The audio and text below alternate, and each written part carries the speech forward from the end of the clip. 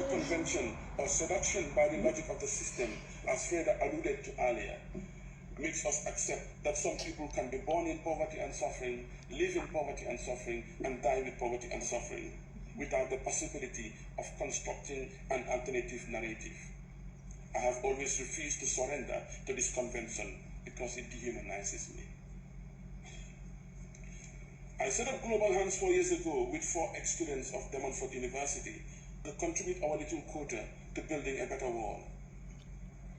And this is in a world where 219 out of every 1,000 died before their 5th birthday in Burkina Faso in 1998-1999. 229 out of every 1,000 born in Mali in 2001, compared to 3 per 1,000 births in 2002 for Sweden, 4 for Denmark, and 5 for Germany. The UN Convention estimates that the death toll of malaria per annum is 1 million, as well as having a hand in the death of a further 2 million per annum. However, it is estimated that 90% of all are children. I was in the Gambia with 16 students under the DMU Global Program about 10 days ago. And on a placement in a hospital in the Gambia, one of the students saw a young child brought in who died of malaria. And she cried during her reflection because the incident brought the precariousness closer to home. But what about those who have surrendered to the normality of this convention, that this is the way things are? This cannot be allowed to function as normality or convention. This embedded grotesque inequality is replicated in other dimensions like life expectancy, standard of living, access to health, education, and a myriad of other inequality indicators. Although only 5 in number, we have chosen not to be bystanders, not to remain silent in the face of a defective logic of the system, not to surrender to a convention that is more concerned with numbers than lives. In our world,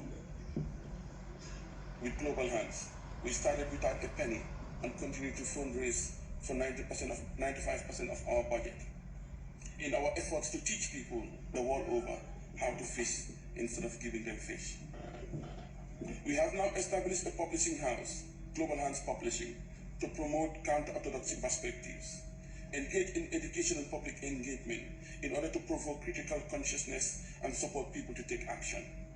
This includes one of our DMU students studying pharmaceutical and cosmetic science through the DMU Global Initiative, teaching women in the village of Mandouar in the Gambia how to make lip balms and moisturizers using shea butter.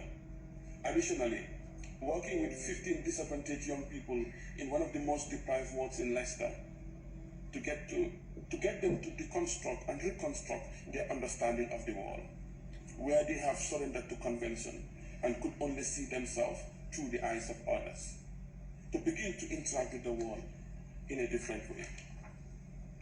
In this light, we also continue to train catalysts in multiplier positions to build their capacities.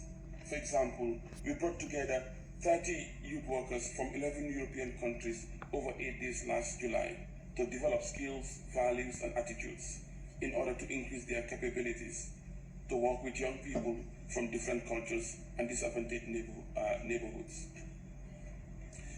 Our international development program, in collaboration and with the active support of DMU Global, has taken over 230 students to the Gambia over the last 4 years and built a brand new youth and community hub in the Gambia, where we incubate businesses, transfer technology, and build the capacities of young people to envision and build a better world.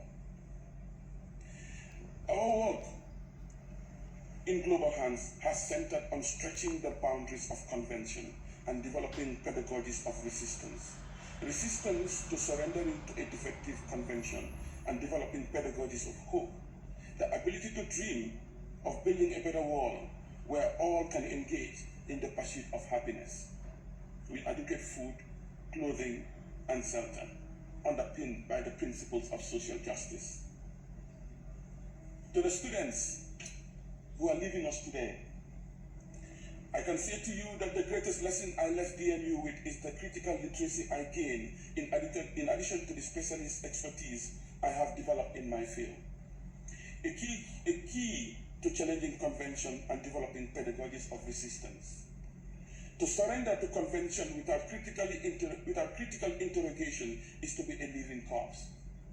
To surrender to convention without questioning it is to lose the ability to dream and build an alternative reality. Do not let others define you, for they do not have the vocabulary to define you. Define yourself, dream big, and when you wake up, spend all waking moments pursuing the dreams. Do not accept mediocrity as normality. Do not surrender to convention.